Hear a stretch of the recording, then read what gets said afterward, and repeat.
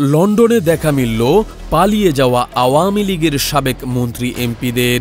লন্ডনে যুক্তরাজ্য আওয়ামী লীগ আয়োজিত সমাবেশে দেখা মিলল দেশ থেকে পালিয়ে যাওয়া দলটির সাবেক মন্ত্রী এমপিদের। সেই সভায় যুক্তরাজ্য আওয়ামী লীগের নেতাকর্মী ছাড়াও উপস্থিত ছিলেন ৫ আগস্টের পরে দেশ ত্যাগ করা ২ জন সাবেক মন্ত্রী, একজন সাবেক সংসদ সদস্য, একজন সাবেক মেয়র ও একজন সিনিয়র সচিব।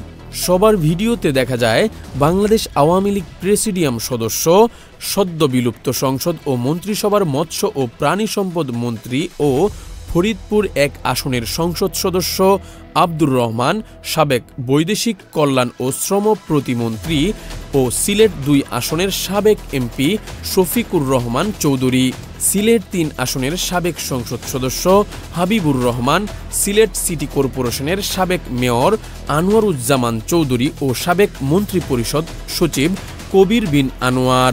তাদের প্রত্যেকের নামেই ৫ আগস্টের পর একাধিক মামলা দায়ের করা হয়েছে।